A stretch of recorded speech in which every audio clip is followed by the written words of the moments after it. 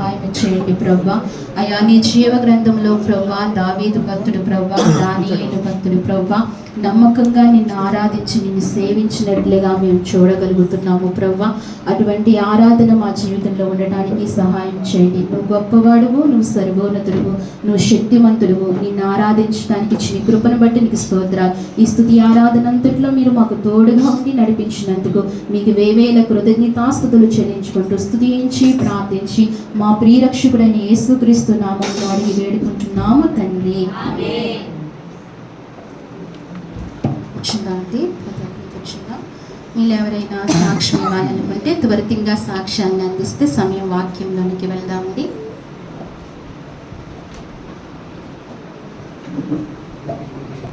సాక్ష్యాన్ని బట్టి ఒకసారి దేవాది దేవుని కృతజ్ఞతాస్తుతులు చెల్లిందాం. తల్లికి ఇచ్చిన స్వస్థతను బట్టి దేవాది దేవునికి కృతజ్ఞతాస్తుతులు చెల్లిందాం. ఇంతవరకు దేవుడి కృపలో మనం నడుచుకుంటూ వచ్చాం. ఇంకా వాక్య భాగంలోనికి వెళ్దామండి. మరి మన మధ్యకు దైవజన్ని పాస్టర్ సన్నిపాలయ్య గారిని మనం పిలవటం జరిగింది. కొందరు కోరిక మేరకు ఆయన పిలవటం జరిగింది. మన మధ్యన దేవుని దాసులు ఉన్నారు. ప్రేమపూర్వకంగా ఆయన ఆహ్వానిందాం. మన పక్షాన్ని అందరి పక్షాన్ని ఈ అవకాశం ఇచ్చినటువంటి సిస్టర్కు, సార్ గారికి, ఆంటీకి, సంఘం అంతటికి నిండు మనసుతో కృతజ్ఞతాస్తుతులు చెల్లిస్తున్నాను, కృతజ్ఞతలు తెలియజేస్తున్నాను. అందరూ బాగున్నారా అండి?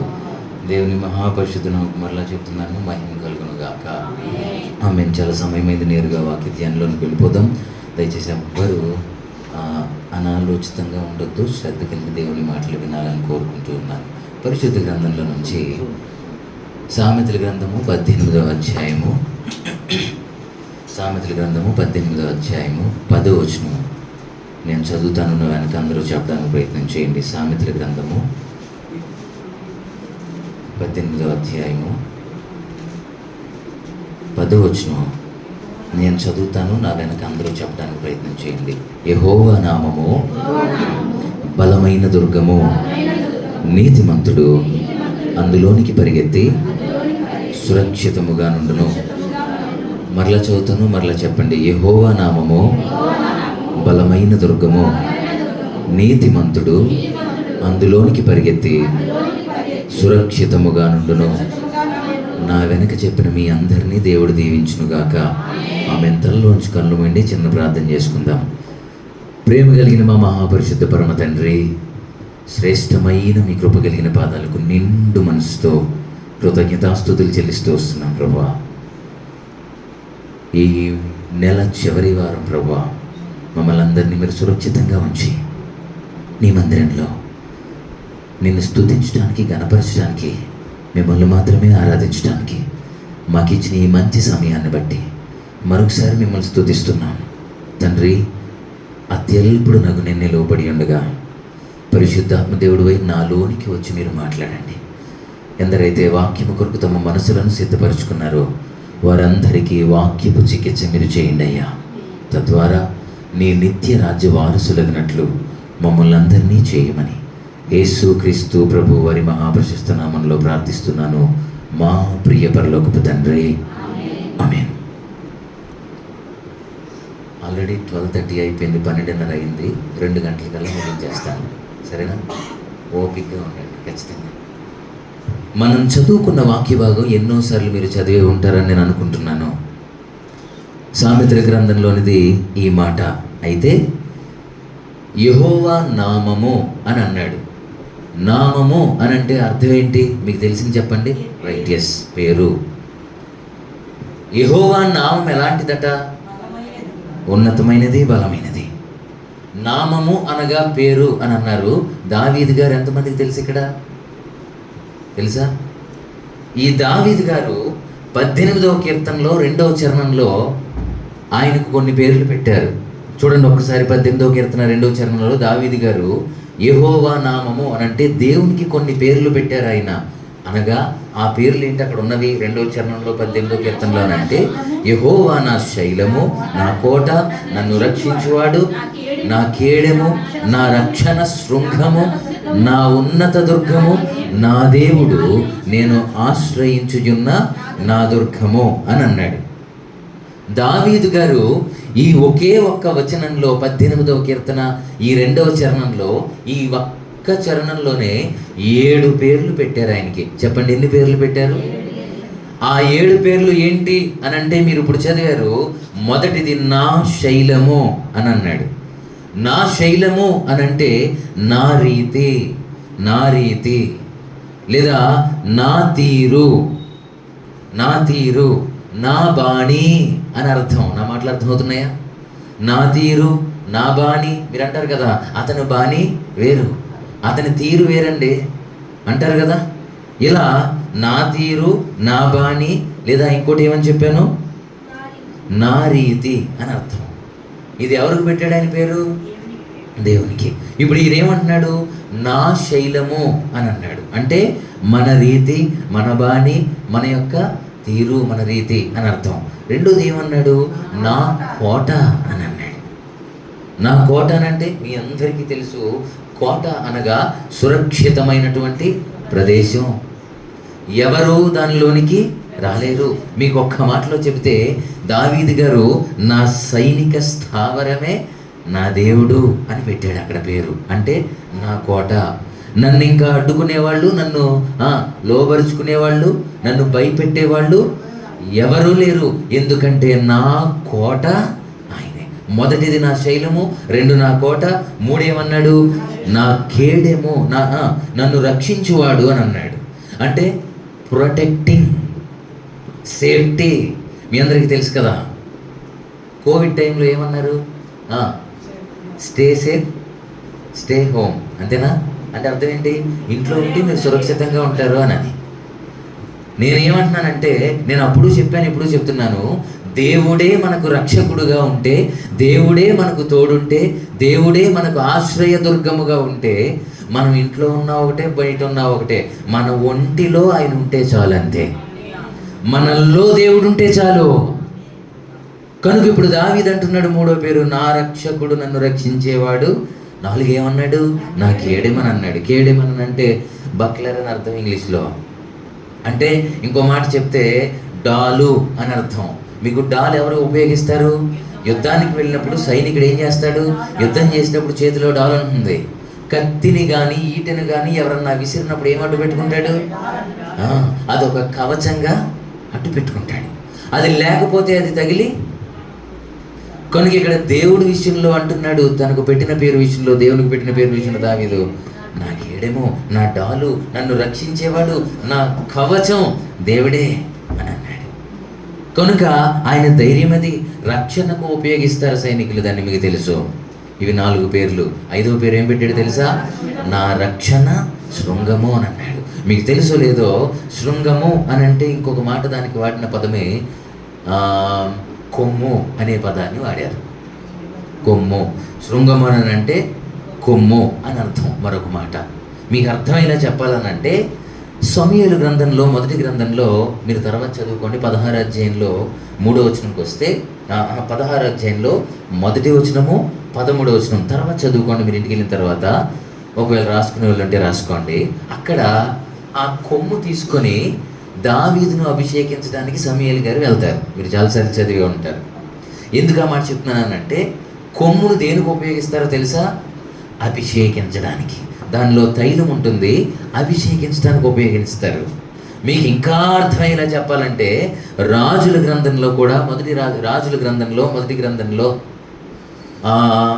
1వ అధ్యాయంలో 39వ వచనంలో కూడా మాట ఉంటుంది. సో దానిలో తైలం ఉంటుంది కొమ్ములో, ఆ తైలంతో రాజుల్ని అభిషేకిస్తారు. దేవుని విషయంలో దావీదు అన్నాడు, నా రక్షణ శృంగము, నా కొమ్ము ఎవరని చెప్పాడు? అంటే నన్ను అభిషేకించేవాడు దేవుడనని. 5 పేర్లు చెప్పా. 6వది ఏమన్నాడు? నా ఉన్నత దుర్గం అని అన్నాడు. ఉన్నత దుర్గము అని అంటే, ఉన్నత దుర్గము అని అంటే, దుర్గం అంటే కోట అని అర్థం. మీకు ఇంకా అర్థమైనా చెప్పాలంటే, ఒక గోపురము, పురము, ఈ మాటలన్నీ దానిలోనికి వస్తాయి. ఈ మాటలన్నీ దానిలోనికి వస్తాయి. స్ట్రాంగ్ హోల్డ్స్ అని అంటారు. నా మాటలు అర్థమవుతున్నాయని అనుకుంటున్నాను. మీరు సంఖ్యాకాండ గ్రంథంలో 13వ అధ్యాయంలో, ద్వితీయోపదేశ కాండంలో 9వ అధ్యాయంలో ఈ మాటలు మీరు చూడొచ్చు. సో ఇప్పుడు దేవుడే మనకు ఒక బలమైన కోట, దేవుడే నా గోపురము, నా ప్రాకారము, లేదా నాకు ఉన్నతమైన ఎత్తైన నా గోడ అని దావీదు చెప్పాడు. చివరిగా ఇంకో మాట చెప్పాడు ఆయన. ఏంటిదో తెలుసా? నేను ఆశ్రయించు ఆశ్రయించిన నా దుర్గము అని 7వ పేరు. ఇప్పుడు ఉన్నతమైన దుర్గము అని అంటే లేదు, ఉన్నతమైనది అని అంటే గొప్పది అని అర్థం. ఆశ్రయం అంటే అర్థం ఏంటి? ఉన్నతమైనది అని అంటే గొప్పదని అర్థం. ఆశ్రయం అంటే అర్థం ఏంటి? తోడు అని అర్థం. ఏంటండి? ఉన్నతమైనదంటే గొప్పదని అర్థం. ఉన్నతమైన దుర్గము ఆయనే, ఆశ్రయ దుర్గం కూడా అంటే గొప్పది ఆయనే, తోడు కూడా ఆయనే. ఇవన్నీ నాకు దేవుడే అని చెప్పారు. ఎవరు? దావీదు గారు. నేను ముందు చెప్పే మాటలు అర్థం అవ్వాలంటే మీకు ఇవి తెలియాలి కనుక మీకు ఇవి జ్ఞాపకం చేస్తున్నాను. శ్రద్ధ కలిగి ఆలకించండి. దేవుడు మనకు అర్థమగినట్లు చేయునుగాక. ఈ అన్నీ నాకు దేవుడే అని దావీదు చెప్పారు. ఎందుకని ఆయన నామము అలాంటిది అని ఆయన పెట్టుకున్నాడు. మనం చదివిన మూలవాక్యంలో కూడా అదే. సో ఇప్పుడు అటువంటి ఉన్నతమైన ఈ 7 పేర్లు దావీదు చెప్పిన ఉన్నతమైన నామం కలిగిన మనము ఏం చెయ్యాలి అని అంటే ఆ విషయాలు మాత్రమే ఈ మధ్యాహ్నం ఈ పునరుద్ధాన దినం రోజు మీకు జ్ఞాపకం చేయడానికి ఇష్టపడుతున్నాను. చూడండి, యెషయా ప్రవచన గ్రంథము 50వ అధ్యాయము 10వ వచనం. తొందరగా చదువుతారా? యెషయా ప్రవచన గ్రంథము 50వ అధ్యాయము 10వ వచనం.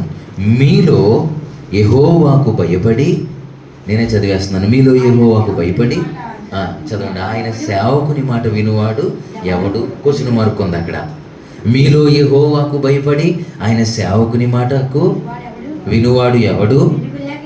వెలుగు లేక ఏ చీకటిలో నడుచువాడు యెహోవా నామమును ఆశ్రయించి తన దేవునిని నమ్ముకొనవలెను. ఎందుకు నమ్ముకోవాలి దేవుణ్ణి అని అంటే ఆయనే మన రక్షకుడు, మన ఉన్నతమైన దుర్గము, మన నామము, మన కేడెము, ఎత్తైన కోట, మన దుర్గము. ఇవన్నీ ఎవరట?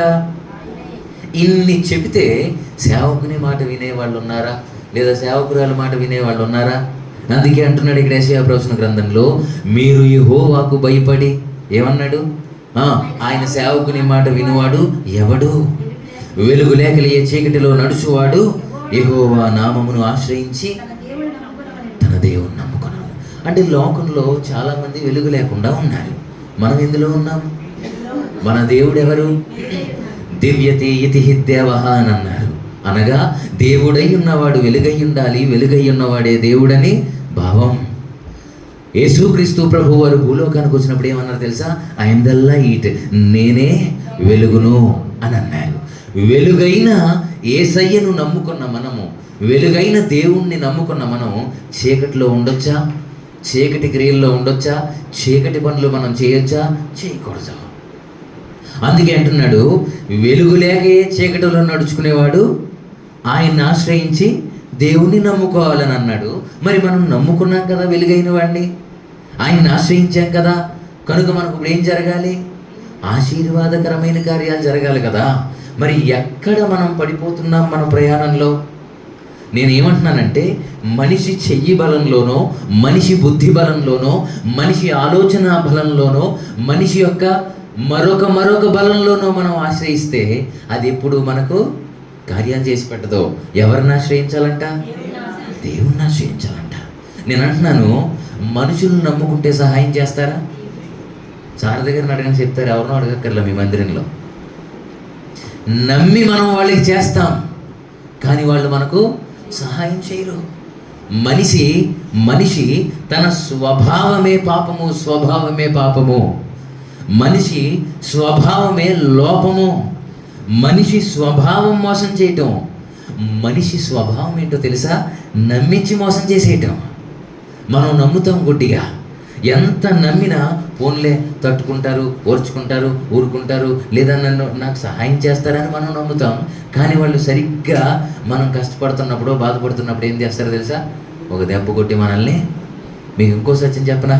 బయట వాళ్ళు ఎవరన్నా మోసం చేస్తే ఒక్కోసారి బాధ అనిపించదు, ఫోన్లే వాడికి నా గురించి తెలియదానని. కానీ ఎవరు మోసం చేస్తారో తెలుసా? మనం ఎవరినైతే నమ్ముతామో ఇంకా అసలు అంతకంటే నమ్మకస్తుడు లేదా ఆమె కంటే నమ్మకస్తురాలు నాకు ఎవరు లేరు అని మనం ఎవరినైతే అనుకుంటామో వాళ్ళే మనల్ని మోసం చేస్తారు. అందుకే వాక్యం చెప్తుంది, ఒకవేళ నువ్వు అలాంటి చీకటిలోకి వెళ్ళిపోతే దేవుణ్ణి నామాన్ని ఆశ్రయించి దేవుణ్ణి ఎవరిని నమ్మాలంట? యెహోవాని నమ్మాలట. ఈ రోజున మన ప్రయాణం క్రైస్తవ జీవితంలో ఎలా ఉందో ఆలోచన చేయండి. ఎలా ఉందో ఆలోచన చేయండి. బలమైన దుర్గము మనకు దేవుడు. ఇప్పుడు నీతిమంతులందరూ, మూలవాక్యం, నీతిమంతులందరూ అందులో ఏం చేయాలంట?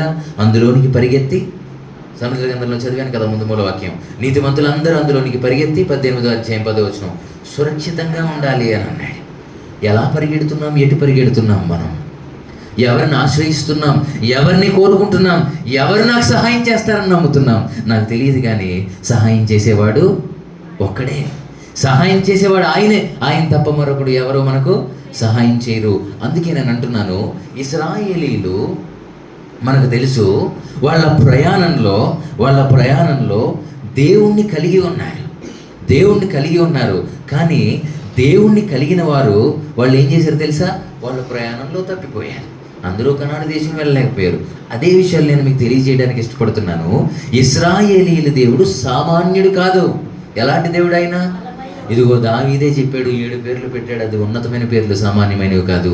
అటువంటి ఉన్నతమైన దేవుణ్ణి కలిగి ఉండి తమ ప్రయాణాల్లో ఎలా తిరిగారో తెలుసా? ఇశ్రాయేలీలు ఎలా తిరిగారో తెలుసా? ఆ మాటలకు జ్ఞాపకం చేస్తాను, చూడండి. సంఖ్యాకాండ గ్రంథము 33వ అధ్యాయము 25-26 వచనాలు. సంఖ్యాకాండ గ్రంథము 33వ అధ్యాయము 25-26 వచనాలు చూడండి ఒకసారి. అక్కడ 25లో ఉంటుంది, హరాదాలో నుండి బయలుదేరి మకేలోతులో దిగిరి. 26 వచనం, మకేలోతులో నుండి బయలుదేరి తాహతులో దిగిరి. ఇలా చదివితే మీకు అర్థం కాదు, జాగ్రత్త నా వైపు చూడండి, పేర్లు గుర్తుంచుకోండి, నేను మీకు చెప్తాను ఆ విషయాలు. అవిశ్వాసం ద్వారా, అవిధేయతల ద్వారా, పొరపాట్ల ద్వారా, సనుగుడు ద్వారా, దేవుణ్ణి గాయపరిచే ధోరణితో అరణ్యంలో ఇశ్రాయేలీలు దాదాపుగా 40 సంవత్సరాలు తిరిగారు. ఎన్ని సంవత్సరాలు? ఎన్నోసార్లు ఈ మాటలు మీరు వినుంటారు. ఇలా వాళ్ళ యొక్క అవిధేయత ద్వారా, వాళ్ళ యొక్క అపవిత్రత ద్వారా వాళ్ళు తిరిగిన 40 సంవత్సరాల ప్రయాణాన్నే దైవజనుడైనటువంటి మోషే గారు సంఖ్యాకాండ గ్రంథంలో చాలా స్పష్టంగా తెలియజేశారు. దేవుడే చెప్పాడు ఆ మాట 33వ అధ్యాయంలో 2వ వచనంలో. మీరు చూడొచ్చు ఆ మాట, ఇంటికి తర్వాత చదువుకోండి. 33వ అధ్యాయంలోనే 2వ వచనంలోనే చెప్తాడు, మోషే దేవుని ఆజ్ఞ చొప్పున ఏం చేశాడు తెలుసా? వాళ్ళ ప్రయాణాన్ని చాలా స్పష్టంగా రాశాడు. మీరు తర్వాత చదువుకోండి, నేను చెప్పేస్తున్నాను, లేట్ అయిపోద్ది కనుక. వీళ్ళు 40 సంవత్సరాలు ఎలా తిరిగారో, ఏ ఊర్లు తిరిగారో చాలా స్పష్టంగా అక్కడ తెలియజేశాడు. నిజానికి మీకు తెలుసో లేదో నాకు తెలియదు, కాదేశు బర్నియా నుండి, కాదేశు, నా వైపు చూడండి, కాదేశు బర్నియా నుండి కానాను దేశం వెళ్ళడానికి కేవలం 11 రోజులే పట్టుద్దట. ఎన్ని రోజులు? నడుచుకుంటూ వెళ్ళిన 11 రోజుల్లో వెళ్ళిపోయే ప్రయాణం అది. కానీ వీళ్ళు ఎన్ని సంవత్సరాలు తిరిగారు తెలుసా? దాదాపుగా 40 సంవత్సరాలు తిరిగారు. దానికి గల కారణం ఏంటో తెలుసా? వీళ్ళకి అసామాన్యుడు ఉన్నాడా? సామాన్యమైన దేవుడు కాదు వీళ్ళు ఆశ్రయించింది. సామాన్యమైన దేవుడు కాదు వీళ్ళని ఈజిప్ట్లోంచి రప్పించింది. ఆయన గొప్పవాడు, ఉన్నతుడు, ఏదైనా చేయగలిగిన వాడు. ఆయన్ని పెట్టుకుని ఇన్ని సంవత్సరాలు తిరిగారు వాళ్ళు. అది అసలు విషయం. మీరు మ్యాప్లో చూస్తే, గూగుల్లో, ఇంటర్నెట్లో కూడా చూడొచ్చు. మీరు మ్యాప్లో చూస్తే ఐగుప్తు నుండి బయలుదేరిన తర్వాత కాదేశు బర్నియా, అక్కడి నుండి ఆరాధు నుండి బయలుదేరి ఆ ఇశ్రాయేలు, ఆ యెరూషలేం వెళ్ళిపోవడానికి అంతే. ఈ 3 ఆ 4 ప్లేసుల్లోంచి వెళ్ళిపోవచ్చు. మీరు అక్కడ చూడొచ్చు. 11 రోజుల ప్రయాణం. కానీ 40 సంవత్సరాలు, దాదాపుగా 38-40 సంవత్సరాలు పట్టడానికి కారణం ఏంటో తెలుసా? వాళ్ళ ప్రయాణంలో లోపం. అంత సమయం పట్టడానికి కారణం ఏంటో తెలుసా? వాళ్ళలో ఉన్న అవిధేయత, వాళ్ళలో ఉన్న పవిత్రత, వాళ్ళలో ఉన్న క్రీస్తు లేదా దేవుడు నేను విడిచిపెట్టిన తత్వం. నేను అదే చెప్తున్నాను. ఎందుకు అలా జరిగిందో తెలుసా? 38వ కీర్తన ఒకసారి తీయండి. 95వ కీర్తన 10-11 చరణాలు. 95వ కీర్తన 10-11 చరణాలు. 40 ఏండ్ల కాలము ఆ తరము వారి వలన నేను విసికి వారి హృదయములో తప్పిపోవు ప్రజలు, వారు నా మార్గములు తెలుసుకొనలేదనుకొంటిని. ఎంత మాట అన్నాడు చూడండి దేవుడు. 40 ఏండ్ల కాలము ఆ తరము వారి వలన నేను విసిగి దేవుడే విసిగిపోయేంతగా వాళ్ళు ఏం చేశారంటారు? ఏం చేసి ఉంటారు? విసిగించడం. కొన్నిసార్లు ఏముంటుంది తెలుసా? విసిగించుకో. భార్య భర్తనంటది, భర్త భార్యని అంటాడు. భర్త ఏమో భార్యని అంటాడు, భార్య ఏమో భర్తను అంటుంది, పిల్లలు కూడా విసిగిస్తారు కొన్నిసార్లు. విసిగించకరా అంటారు, పిల్లలు కూడా తల్లిదండ్రుల్ని నన్ను విసిగించుకో అంటారు. ఈ మనుషుల దగ్గర అది పెద్ద అనిపించకపోవచ్చు, దేవుణ్ణే విసిగిస్తే, దేవుణ్ణే గాయపరిస్తే, మనం నమ్ముకున్న ఆయన్నే ఇబ్బంది పెడితే, మనం నమ్మిన ఆయన్నే గాయపరిస్తే, ఒకసారి ఆలోచన చేయండి. అలా విసిగించారు కనుక కీర్తనాకారుడు అంటున్నాడు 95వ కీర్తన 10వ చరణంలో, దేవుని వాళ్ళంట విసిగి వాళ్ళ వలన 40 ఏండ్ల కాలం ఆ తరము వారి వలన నేను విసిగి వారు హృదయమున తప్పిపోయి. అంటే ఆత్మలో మనం దేవుడు ఉన్నాడని చెప్పుకుంటాం, క్రీస్తును నమ్ముకున్నాం, మీ దేవుడు ఎవరంటే ధైర్యంగా చెప్తాం యేసుక్రీస్తు ప్రభువు అని, మీ దేవుడు ఎవరంటే చెప్తాం యెహోవా అని. ఎంత చెప్పినా మనమే హృదయంలో క్రీస్తును తప్పిపోతే ఏమన్నాడు? వారు హృదయములో తప్పిపోయిన ప్రజలు, వారు నా మార్గములో తెలుసుకోలేదని అనుకుంటుని.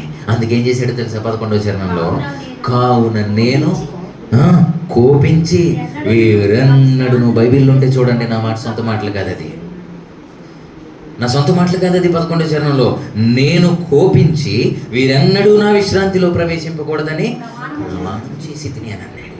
ప్రమాణమే చేసేసాడంట దేవుడు. ఏమని? వీళ్ళెన్నడూ నా విశ్రాంతిలో. ఎంత వింతో చూడండి.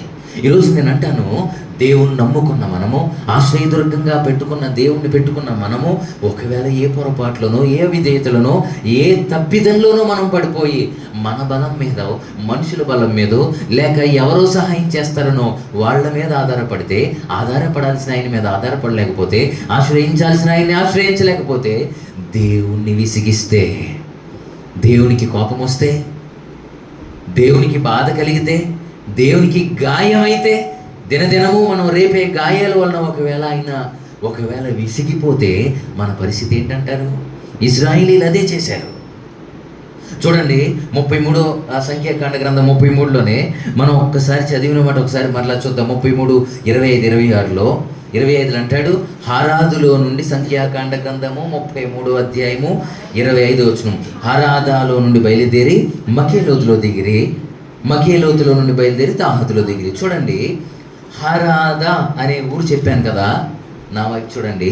హరాదా అని అంటే భయము అని అర్థం. చెప్పండి, ఏంటి? భయము అని అర్థం. మీరు ఎన్నోసార్లు సంఖ్యాకాండ గ్రంథం ఇలా చదువుకుంటూ పోతే ఎవరికి అర్థం కాదు, కానీ వ్రాయబడిన ప్రతి మాట లోతైన అర్థంతో కూడిన మాటే పరిశుద్ధ గ్రంథంలో. మనకు బోధపడకపోవచ్చు కానీ, మనకు అర్థం కాకపోవచ్చు కానీ, వ్రాయబడిన ప్రతి మాట, లేఖనంలో రాయబడిన ప్రతి మాట ఎంతో లోతైన అర్థంతో కూడుకున్నది. ఊరకనే చదివించేయలేదు నేను. హరాదాలో నుంచి బయలుదేరి మకేలోతులోకి వెళ్ళారనని. హరాదా అనగా భయము అని అర్థం. చెప్పండి, ఏంటి? మకేలోతు అని అంటే కూటమి అని అర్థం. చెప్పండి, ఏంటి? కూటమి లేదా గుంపు అని అర్థం. మీకు కూటమి అని అంటే ఇదేంటిది? ఒక కూటమి, సంఘం ఒక కూటమి. మనకు తెలుసు కదా, ఉపవాస కూటము, సువార్త కూటము, పరిశుద్ధాత్మ కూటము, ఇంకా యవనస్తుల కూటము, స్త్రీల కూటము, ఇలా కూటాలు కూటమి పెట్టుకుంటాం. కానీ ఈ కూటములలో ఎవరుండాలి? ఇది ఒక కూటమి కదా, ఇక్కడ ఎవరుండాలి? హరాదాలోకి నువ్వు వెళ్ళావు, అది భయము. నువ్వు కూటమిగా ఉన్నప్పుడు ఆ కూటమిలో ఎవరుండాలి? వాళ్ళతో దేవుడు నడవాలి, వాళ్ళతో దేవుడు పరిగెట్టాలి, వాళ్ళతో దేవుడు పడుకోవాలి, నివాసం చేయాలి, వాళ్ళతో దేవుడు గడపాలి. ఇది జరగకపోతే నువ్వు భయంలోకి వెళ్ళినప్పుడు నువ్వేమవుతావు తెలుసా? నువ్వు ఆయన్ని ఆశ్రయించలేవు, నువ్వు ఆయన మీద ఆధారపడలేవు, నువ్వు ఆయన్ని సహాయాన్ని కోరుకోలేవు. మనుషుల మీద నువ్వు ఆధారపడతావు, ఎందుకంటే లోక సంబంధంగా నేను చూసుకుంటావు కనుక. నేను ఇంకా మీకు అర్థమయ్యేలా చెప్తాను. న్యాయాధిపతుల గ్రంథంలో 7వ అధ్యాయంలో ఉన్న చరిత్ర మీకు తెలుసు. ఆ న్యాయాధిపతుల గ్రంథంలో గిద్యోను ఉంటాడు. అక్కడ మిద్యానీయుల మీదకి యుద్ధానికి వెళతాడు గిద్యోను. మీకు అర్థం కావడం కోసం చెప్తున్నాను. 7వ అధ్యాయం ఇంటికి వెళ్ళిన తర్వాత చదువుకోండి న్యాయాధిపతుల గ్రంథం. మిద్యానీయుల మీదకి యుద్ధానికి వెళ్తాడు గిద్యోను గారు. గిద్యోను యుద్ధానికి వెళ్ళినప్పుడు నిజానికి మిద్యానీయుల యొక్క చెయ్యి ఇశ్రాయేలీయుల కంటే హెచ్చుగా ఉంది, గొప్పది, వాళ్ళకి వ్యతిరేకం. వీళ్ళకంటే వాళ్ళు గొప్పవాళ్ళు మిద్యానీయులు. మీకు ఇంకో సత్యం చెప్పనా? 32,000 మందితో బయలుదేరి ఎన్నిసార్లు చదివారో తెలియదు నాకు. మీరు బైబిల్ చరిత్ర మీకు తెలిసేమో, నేను గుర్తు చేస్తున్నాను. 32,000 మంది వెళ్తే ఆ చరిత్ర 7వ అధ్యాయం తర్వాత చదువుకోండి. దేవుడు అంతమంది అవసరం లేదు, ఎవరన్నా భయస్థులుంటే పిరికోళ్ళుంటే వెళ్ళిపోతారేమో, పంపించేయనంటే ఎంతమంది వెళ్ళిపోయారు తెలుసా? ఎంతమంది వెళ్ళిపోయారు? 22 మంది వెనక్కి, 22,000 మంది వెనక్కి వెళ్ళిపోయారు. 32,000 మందిలో 22,000 మంది వెనక్కి వెళ్ళిపోతే ఎంతమంది మిగిలారు? 10,000 మంది మిగిలితే ఈ 10,000 మంది కూడా ఎక్కువే అన్నాడు దేవుడు. ఈ 10,000 మంది కూడా ఎక్కువే. వాళ్ళలో నేను కొన్ని లెక్కలు చెప్తాను, ఆ లెక్కల ప్రకారం ఏంటో తెలుసు మీకు. వాటర్ దగ్గరికి తీసుకువెళ్తాడు ఆయన, తెలుసు కదా మీకు చరిత్ర అంతా. అందుకే టైం లేదు కనుక నేను స్కిప్ చేస్తూ చెప్పుకుంటూ వెళ్ళిపోతున్నాను. 7వ అధ్యాయం చదువుకోండి న్యాయాధిపతులు, ఇంటికి వెళ్ళాక మీకు అర్థమవుతుంది. ఇలా వాక్యం చెప్పినప్పుడు ఇంటికి వెళ్ళిన తర్వాత చదవండి అన్నప్పుడు మీరు ఏం చేయాలి? శుభ్రంగా బైబిల్ మడతెట్టేసి బీరువాలో పెట్టేసి తల కింద పెట్టుకుని పబ్బోవాలి, అంతే కదా. ఆ పనులు చేయకండి, ఏది చేయమంటే చెయ్యాలి. పని లెక్క చెప్పేది చదువుకుంటే మీకు అర్థం అవుద్ది కనుక. అలా చూస్తూ ఉంటే ఏం అర్థం అవుద్ది? ప్రతిరోజు వాక్యం చదువుతున్నారా? అలా చదివే కృపను దేవుడు మీకు ఇచ్చును గాక. చదువు లేని వాళ్ళు ఏం చేయాలి తెలుసా? చదువు వచ్చిన దగ్గరికి వెళ్ళి చదివించుకొని వినాలి. అర్థమవుతుందండి? కనుక జాగ్రత్తగా వినండి. ఈ 7వ అధ్యాయంలో నేను చెప్పిన చరిత్ర ఉంటుంది. 10,000 మంది కూడా ఎక్కువే అని అన్నప్పుడు దేవుడు నది దగ్గరికి తీసుకువెళ్ళి కుక్క గతికినట్టు కొంతమంది గతికారు, చేత్తో కొంతమంది నీళ్ళు తాగారు. అలా దేవుడు సెపరేట్ చేయండి, వాళ్ళని సెపరేట్ చేయి. ఇలా 4తో గతికిన వాళ్ళని, చేతితో నీళ్లు తీసుకున్న వాళ్ళని సెపరేట్ చేయమంటే చేతితో నీళ్లు తీసుకుని తాగిన వాళ్ళ సంఖ్య ఎంతో తెలుసా? 300 మంది. 300 మంది, 3,000 మంది కాదు, 300 మందిని దేవుడు ఏం చేయమన్నాడు? సెపరేట్ చేయమన్నాడు. ఈ 300 మందితో దేవుడు ఏం చేయమన్నాడు తెలుసా? అదే అధ్యాయంలో 16వ వచనంలో ఉంటుంది. మట్టి కొండ ఉండాలి వాళ్ళ దగ్గర, అందులో దివిటి ఉండాలి, అది వెలగాలి, వీళ్ళు బారులు తీరుండాలి, అప్పుడు వాళ్ళు బోరవుతాలి. ఇది చెయ్యండి. అప్పుడు ఏమన్నాడు దేవుడు? నేనేం చేయాలో అది చేస్తానన్నాడు. ఏం జరిగింది? అది చేసినప్పుడు ఏం జరిగింది? వాళ్ళు పారిపోయారు, విజయం వచ్చింది. మీకు ఆ మాట చెప్తాను. అంటే ఇక్కడ ఏం చేయాలి తెలుసా? మట్టి కుండ ఉండాలి, అందులో దివిటి ఉండాలి, అది వెలుగుతూ ఉండాలి, చేతిలో బోరు ఉండాలి, మనం ఓదాలి. అంటే అక్కడ ఎంతో కూటమి ఉంది. మొదట మిద్యానీయుల కూటమి, దాన్ని చూసి భయపడ్డారు వీళ్ళు, మేమేం చేయలేమని. దేవుడు ఎంతమంది భయపడుతున్నారు, వణుకుతున్నారు, వెళ్ళిపోమంటే ఎంతమంది వెళ్ళిపోయారు? 22,000 మంది వెనక్కి పారిపోయారు. మిగిలిన లెక్కలో కూడా కొంతమంది, ఆ 10,000 మందిలో కూడా ఎంతమంది పోయారు? 300 మిగిలారంటే ఎంత? 9,700 మందిని పంపించేశాడు. ఈ 300 మందిలో ఏముందో తెలుసా? మట్టి కుండ వాళ్ళ దగ్గర ఉండాలని చెప్పాడు. ఆ మట్టి కుండే మన శరీరం. చెప్పండి ఏంటి? ఆ మట్టి కుండే మన శరీరం. దాన్ని ఏం చేయమని చెప్పాడు దేవుడు అక్కడ? దాన్ని పగలగొట్టమన్నాడు. మట్టి కుండను పగలగొట్టండి, దివిటిని వెలిగించండి అన్నాడు, దివిటిని పైకెత్తండి అన్నాడు. దివిటి అంటే ఏంటో తెలుసా? మన ఆత్మ. అది వెలగాలి, దాన్ని పైకెత్తాలి. మట్టి కొండ లాంటి నీ శరీరాన్ని, నీ శరీర కోరికల్ని, శరీర ఉద్దేశాలని, శరీర ఆలోచనలను పగలగొట్టేసి నువ్వు ఆత్మను వెలిగించి దాన్ని పైకెత్తి ఏం చేయాలో తెలుసా? యెహోవా పెట్టిన దీపం కనుక ఆత్మ, దాన్ని వెలిగించి పైకెత్తి నువ్వు బోరవదాలి. అనగా నువ్వు యేసుక్రీస్తు ప్రభువుకి ఒక వారసుడిగా, ఆయనలో ఒక భాగంగా నువ్వు స్వార్థ చేసేవాడుగా, నువ్వు క్రీస్తు మాటలను చెప్పేవాడుగా, ధైర్యంగా నాకు దేవుడు ఉన్నాడు అని చెప్పేవాడుగా నువ్వు మారినప్పుడు ఏం జరుగుద్దో తెలుసా? ఏం జరుగుద్ది? విజయం వస్తుంది. అదే చేశారు వాళ్ళు. ఏదోలా మనం కూడా క్రీస్తుని గురించి చెప్పాలి అంటే నీ అలవాట్లను బట్టో, నీ క్రియలను బట్టో, నీ ఆలోచనను బట్టో. చాలామంది ఆలోచనలు ఎలా ఉంటాయి తెలుసా? ఎలా ఉంటాయి? వాడు నన్ను ఎలా చేశాడు, నేను దేవుని నమ్ముకున్నాను, వాడు నాశనం అయిపోవాలి, వాడు చెప్పించబడాలి, వాడు ఇలా అవ్వాలి, అలా కోరుకుంటాం మనం. ఎప్పుడు మనం అలా కోరుకోవడానికి వీలు లేదు. ఎందుకో తెలుసా? మనం క్రీస్తునంటే నమ్ముకున్నాం. మన దేవుడు సజీవుడు. దేవుడు అని ఎవరైనా ఉంటే ఆయనే యేసుక్రీస్తు ప్రభువారు. దేవుడు అంటే వ్యుత్పత్తి అర్థం వెలుగు అని అర్థం తెలుసా? దేవుడు అంటే వ్యుత్పత్తి అర్థం వెలుగు అని అర్థం. ఎవరని చెప్పాను వెలుగనని? నేను ఇందాక కూడా చెప్పా, దివ్యతీతి దేవహానని. దేవుడు అనేవాడు ఉంటే వాడు వెలుగై ఉండాలి, వెలుగైన వాడే దేవుడు అని అన్నాను. ఆ వెలుగైన వాడే ఎవరు? దేవుడు. దేవుడు దేవుడు దేవుడు అని పిలుస్తాం కదా. ఏంటి దేవుడు? వెలుగు దేవుడు. ఆ వెలుగును కలిగిన నీవు చీకటి ఆలోచనలు ఆలోచించవచ్చా? సేవకుని మాట వింటున్నావా? ఆలోచన చేయి మధ్యాహ్నకాల సమయంలో. ఇదే విధంగా ఆ 300 మంది చేశారు కనుక మిద్యానీయులు పారిపోయారు. మీకు ఇంకో సత్యం చెప్పనా? పారిపోయి ఏం చేశారు? వీళ్ళు అసలు చెయ్యి కూడా వీళ్ళ వాళ్ళ మీద, వాళ్ళల్లో వాళ్ళే కొట్టుకుని చచ్చిపోయారు అని ఉంది బైబిల్లో. నా బైబిల్ అలాగే ఉంది, మరి మీ బైబిల్లో కూడా అలాగే ఉంది. వాళ్ళలో వాళ్ళే కొట్టుకుని చచ్చిపోయారట. ఈ విజయాన్ని వారికి ఇవ్వడానికి కారణం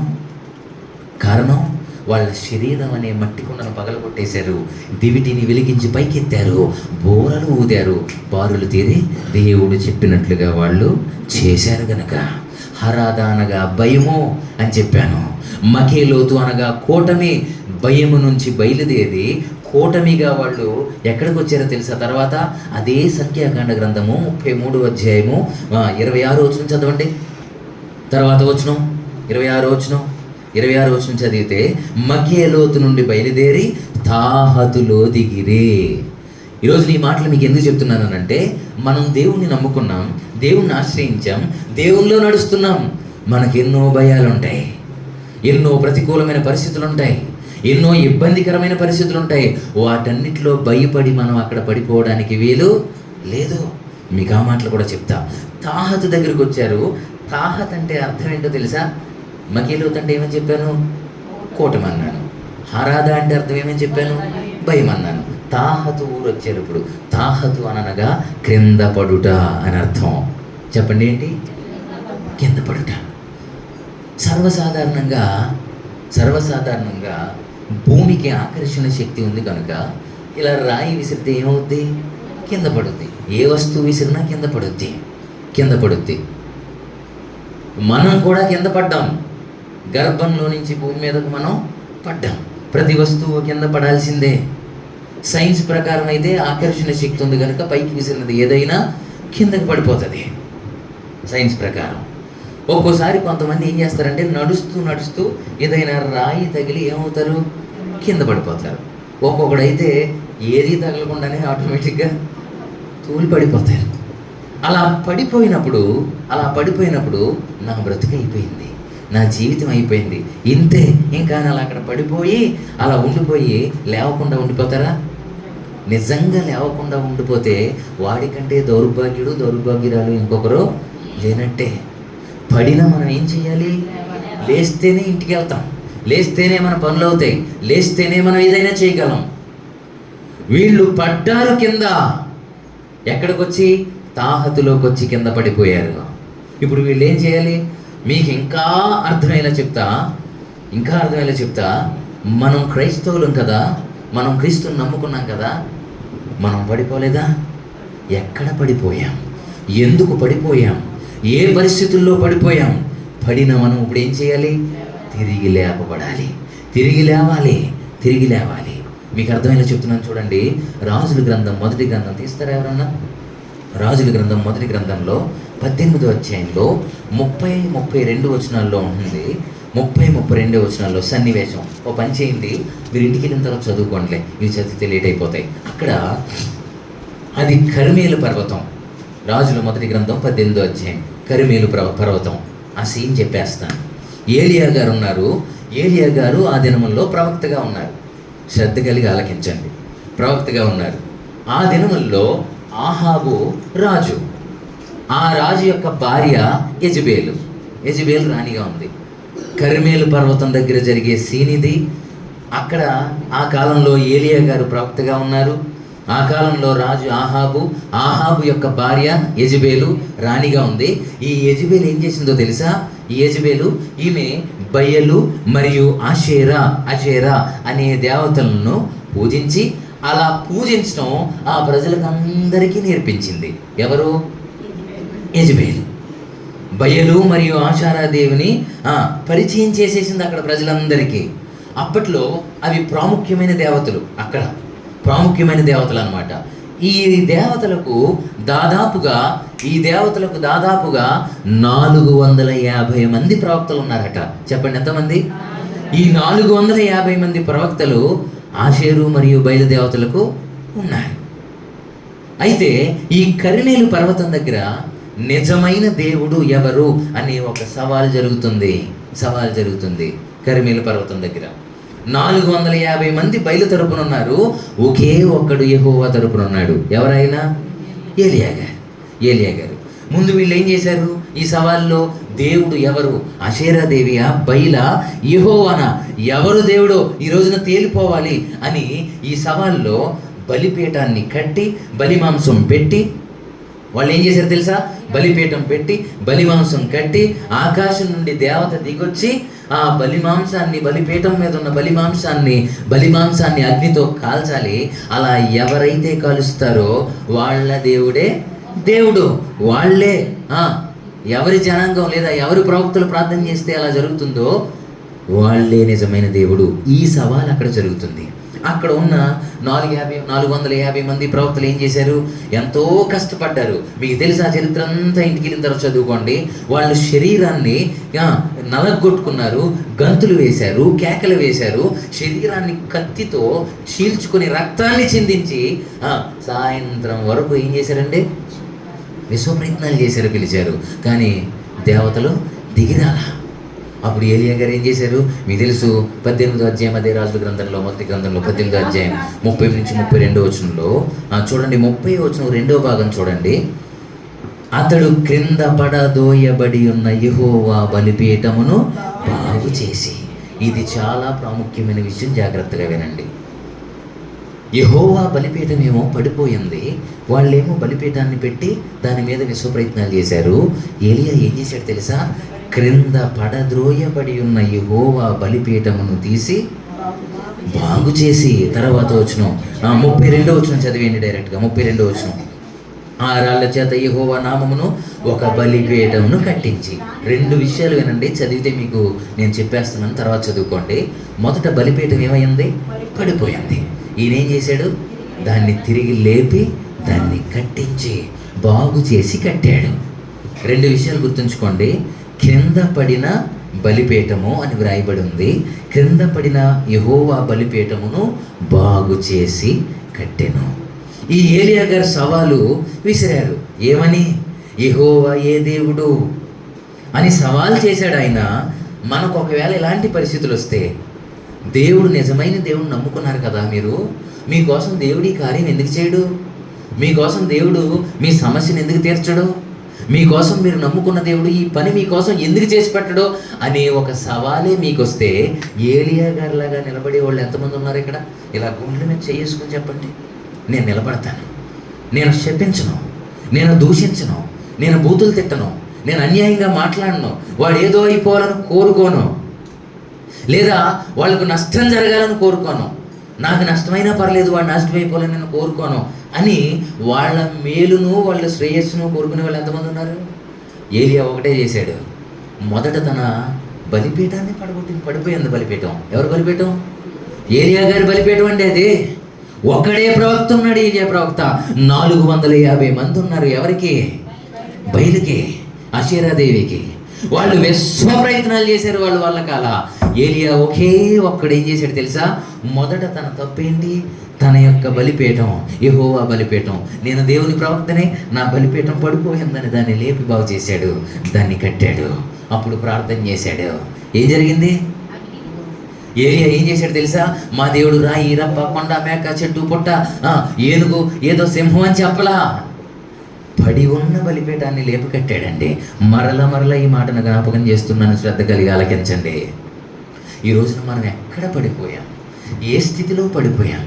అవి చెడు మాటల్లోనా, చెడు తలంపుల్లోనా, అవిధేయతలోనా పడి ఉన్న మన బలిపీఠాన్ని ఏం చేయాలి? మనం లేపాలి పైకి, దాన్ని బాగు చేయాలి, మరలా కట్టుకోవాలి. కింద పడిన నీ హృదయం అనే బలిపీఠాన్ని తిరిగి లేపి వాక్యంతో నువ్వు కట్టుకున్నప్పుడు ఏం జరుగుతుందో తెలుసా? నీ జీవితంలో కార్యము. సవాల్లో మొట్టమొదటిది అనగా బలిపీఠము పడిపోయింది. మొట్టమొదటిది బలిపీఠము. ఆ బలిపీఠమే సర్వశక్తిమంతుడైనటువంటి దేవుడు. ఈ రోజున మనకి యేసుక్రీస్తు ప్రభువు వారు. ఆయన్ను ఎవరైతే జీవితంలో మనం పడిపోయిన పరిస్థితుల్లో మన జీవితంలో లేపి మన హృదయంలో చేర్చుకుంటారో వారికి ఏం జరుగుద్ది?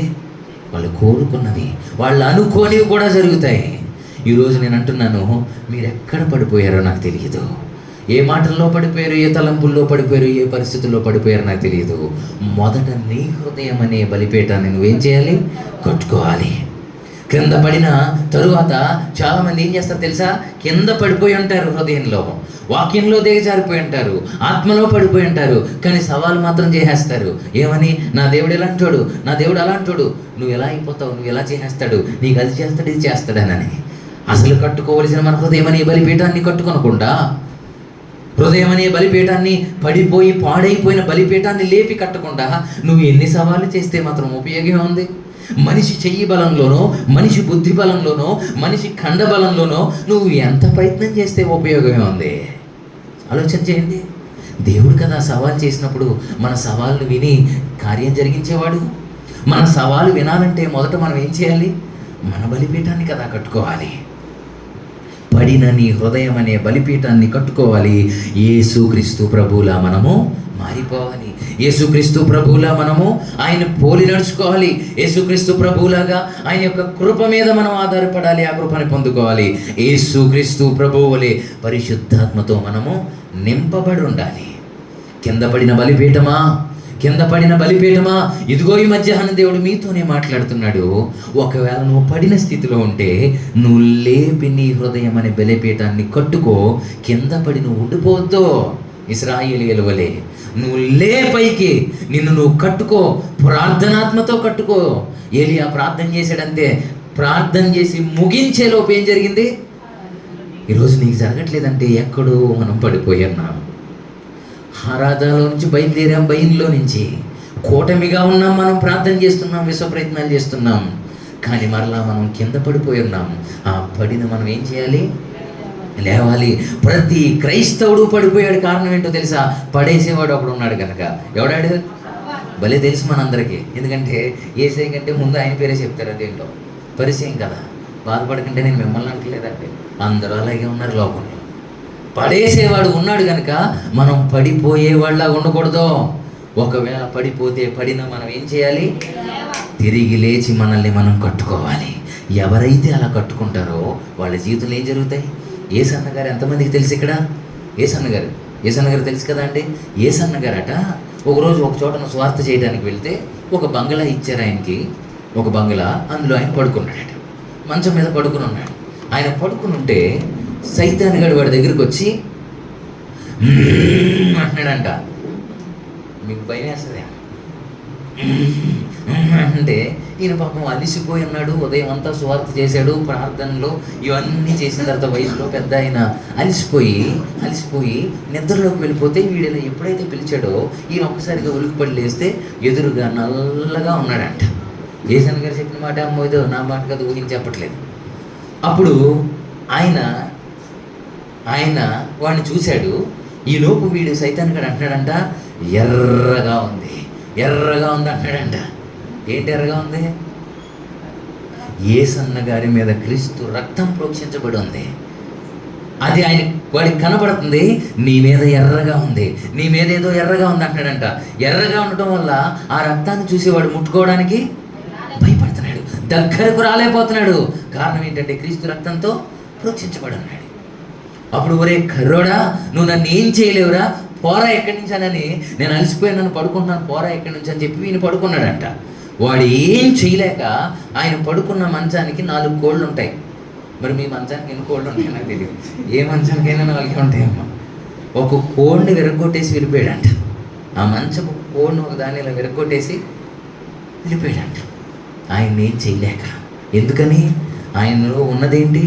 క్రీస్తు రక్తం. ఈ రోజున నీలో క్రీస్తు రక్తం ఉంటే పరిస్థితుల వల్ల నువ్వు పడిపోయినా, కింద పడినా, నీ ఆలోచనల వల్ల నువ్వు కింద పడిపోయినా, చెడు కార్యాల వల్ల నువ్వు కింద పడిపోయినా, పాపం వల్ల నువ్వు కింద పడిపోయినా, అవిధేయత వల్ల నువ్వు కింద పడిపోయినా, ఈ రోజున నిన్ను లేపి కట్టడానికి నా ప్రభువు నీతో మాట్లాడుతున్నాడు. ఈ రోజున నా ప్రభువు నిన్ను నిలబెట్టి కట్టడానికి మాట్లాడుతున్నాడు. ఆయన సామాన్యుడు కాదు, ఆయన మహాదేవుడు, ఆయన పరాక్రమశాలి, ఆయన ఉన్నతుడు, ఆయన గొప్పవాడు. ఆయన కంటే గొప్పోడు దేవుడు ఇంకొకడు లేడండి. దేవుని ఆత్మతో ఈ మాట చెప్తున్నాను, ఆయన కంటే గొప్పవాడు ఇంకొకటి లేడు.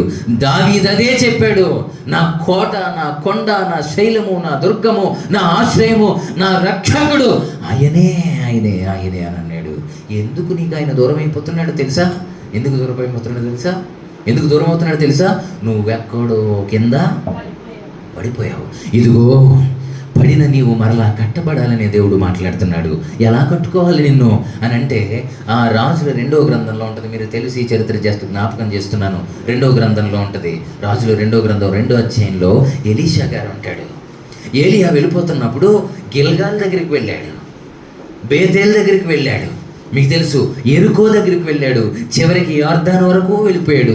ఎందుకయ్యా నన్ను వెంబడిస్తున్నావు, ఎందుకయ్యా నన్ను వెంబడిస్తున్నావు అంటే, ఎలీషా ఎందుకు వెంబడించాడు? నీలో ఉన్న ఆత్మలో పాలు నాకు కావాలన్నాడు. ఈరోజు నువ్వు ఎందుకు వెంబడించలేకపోతున్నావు? ఈరోజు నువ్వు ఎందుకు దేవుణ్ణి ఆశ్రయించలేకపోతున్నావు? నీలో ఉన్న ఆత్మ నాకు 2 పాళ్ళు రావాలని ఎందుకు కోరుకోలేకపోతున్నావు?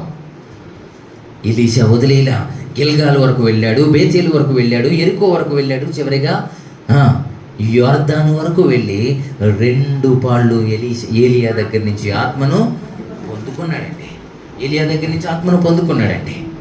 అందుకే నేను అంటున్నాను, ఈరోజు మనం పొందుకున్నామా దేవుని ఆత్మను?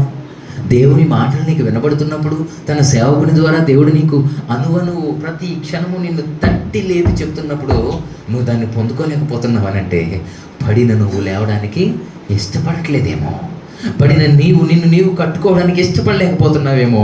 ఈరోజు మనం దాన్ని పొందుకోవాలంటే అసలు పడిపోయిన స్థితిలో ఉన్న మనము తిరిగి కట్టబడాలి. ఎక్కడ పడిపోయారో నాకు తెలియదు, తిరిగి ఈ రోజున మీరు ఖచ్చితంగా ఏం చేయాలి? కట్టుకోవాల్సిందే. యెహోవా ఏ దేవుడని సవాల్ ఆ రోజు ఏమైందో తెలుసా? ఏలియా నిలబడినప్పుడు ఆయనే దేవుడని తెలియంది, ఆయనే దేవుడని తెలియంది. ప్రార్థన ముగించక మీకు ఇంకో విషయం చెప్పరా? వాళ్ళైతే బలిపీఠం పెట్టి దాని మీద కట్టెలు పెట్టి మాంసం పెట్టి వదిలేశారు. ఏలియా ఏం చేశాడు? నీళ్లు పోసాడు. నీటిలో మంట వెలుగుద్దా? మీకు తెలిసిన చరిత్రే అదంతా, మీకు తెలిసిన చరిత్రే. ఈ రోజున నిన్ను బట్టి ఆయన నిజమైన దేవుడు అనే సవాల్ ఎక్కడన్నా జరుగుతుందా? ఇలా చేసి ప్రశ్నించుకోండి. నేను దేవుడు నమ్ముకున్నాను అనుకోండి, నన్ను చూసి ఈయన నమ్ముకున్న దేవుడు నిజమైన వాడు, ఆయన రక్షకుడు, ఆయన ఏదైనా చేయగలడు అని నిన్ను బట్టి ఎప్పుడన్నా సవాల్లో దేవుడు నెగ్గాడా? దేవుడు నమ్ముకున్న తర్వాత అండి ఎందుకునండి మరీ దారుణంగా పాప లోకంలోకి వెళ్ళిపోయారండి వాళ్ళు. దేవుడు నమ్ముకున్న తర్వాత అండి వాళ్ళు ఎందుకనో అప్పటి వరకు బాగానే ఉన్నారు, భయంకరమైన నీచ స్థితికి దిగజారిపోయారండి. దేవుడు నమ్ముకున్నారు కానండి ఎక్కడ దేవుని కార్యాలు వాళ్ళు కనబడట్లేదండి. ఎందుకు ఈ మాటలు వస్తున్నాయో తెలుసా? దేవుణ్ణి నమ్ముకున్న తర్వాత కూడా నీలో శాపవచనాలు, బూతులు, సరసోక్తులు, పాపము, అవిధేయత, లోపాలు ఇవన్నీ ఉన్నాయంటే నువ్వు ఎక్కడో పడిపోయావు. ఇప్పుడు రండి మూలవాక్యానికి. 18వ అధ్యాయం సామెతల గ్రంథము 10వ వచనం ఏమన్నాడు అక్కడ? యెహోవా నామము బలమైన దుర్గము, నీతిమంతుడు అందులోనికి పరిగెత్తి సురక్షితంగా. నువ్వు నీతిమంతుడుగా ఎందులోనికి పరిగెత్తాలి? మనుషుల బలానికి కాదు, బుద్ధి బలానికి కాదు, డబ్బు దగ్గరికి కాదు. ఎక్కడికి పరిగెట్టాలి? నిన్నెవరన్నా మోసం చేశారా? నువ్వు ఎక్కడికి పరిగెట్టాలి? భయంలోకి కాదు. పడిపోయి నువ్వు ఎక్కడికి పరిగెట్టాలి? దేవునిలోకి పరిగెట్టాలి. ఎందుకంటే ఆయన సామాన్యుడు. నేను అందుకే మొదటే చెప్పా, దావీదు గారు పెట్టిన పేర్లు ఒకే వచనంలో ఎన్ని పేర్లు చెప్పాడు ఆయన? 7 పేర్లు చెప్పాడు. ఆ పేర్లకు అర్థం కూడా చెప్పాను నేను. అటువంటి ఆయన దగ్గరకు నువ్వు పరిగెట్టాలి. కనుక ఇప్పుడు మనం ఎటు పరిగెడుతున్నామో ఒకసారి ఆత్మ పరిశీలన చేసుకోండి. దేవునితో పరిగెడితే సురక్షితంగా ఉంటాం. యెషయా ప్రవచన గ్రంథము చూడండి. ఆయన్ని ఆశ్రయిస్తే మనకేం జరుగుతుందో ఆ మాటలు మాత్రం చెప్పి నేను ముగించేస్తాను. యెషయా ప్రవచన గ్రంథము 50వ అధ్యాయం 7వ వచనం చదువుతారా ఒకసారి? యెషయా ప్రవచన గ్రంథం 50వ అధ్యాయం 7వ వచనం. ప్రభువగు యెహోవా నాకు సహాయం చేయువాడు గనుక నేను సిగ్గుపడనని ఎరిగి నా ముఖమును చెకుముకి రాతి వలె. అసలు ఈ మాట చదివితే నాకు ఎంతగానో ఆదరణ కలుగుద్ది. ఏమన్నాడంటే ఇక్కడ యెషయా ప్రవక్త గారు చెప్తున్న మాట, బైబిల్లో ఉన్న పెద్ద ప్రవక్తల్లో మొట్టమొదటి పెద్ద ప్రవక్త ఈయన యెషయా గారు. ప్రవక్త అంటే స్వయంగా దేవుని దగ్గర నుంచి మాటలు తీసుకొని మనకు చెప్పేవాడు. దేవునితో మాట్లాడతాడు డైరెక్ట్గా, ఆ మాటను మనకు చెప్పేవాడే ప్రవక్త. ఏమన్నాడు తెలిసి ఇక్కడ, ప్రభువకు యెహోవా నాకు సహాయం చేయువాడు గనుక నేను సిగ్గుపడలేదు, నేను సిగ్గుపడనని. ఆ మాట చూడండి, నేను సిగ్గుపడనని. మరలా చదవండి, అందరూ చెప్పండి, నేను సిగ్గుపడనని ఎరిగి నా ముఖమును చెకుముకి రాతి వలె చేసుకొంటిని.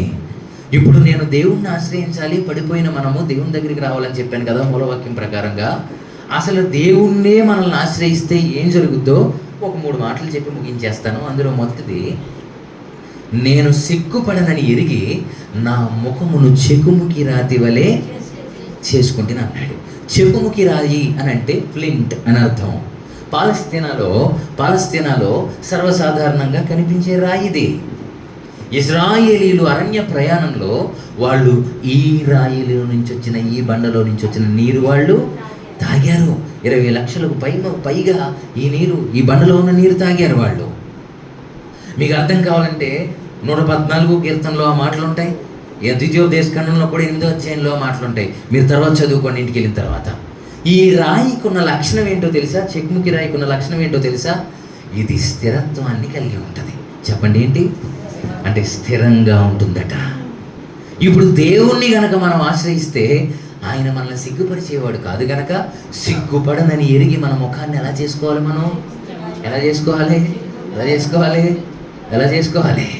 చెకుముకి రాయి వలె చేసుకోవాలంట. నువ్వు అలా చేసుకోలేకపోతున్నావంటే నువ్వు ఎక్కడో పడిపోయావు. చెకుముకి రాతి వలె చేసుకోవాలట. ఈరోజు మనం ఆయన్ని ఆశ్రయిస్తే చెకుముకి రాతి వలె మనం ఉంటామట. చెకుముకి రాతి వలె.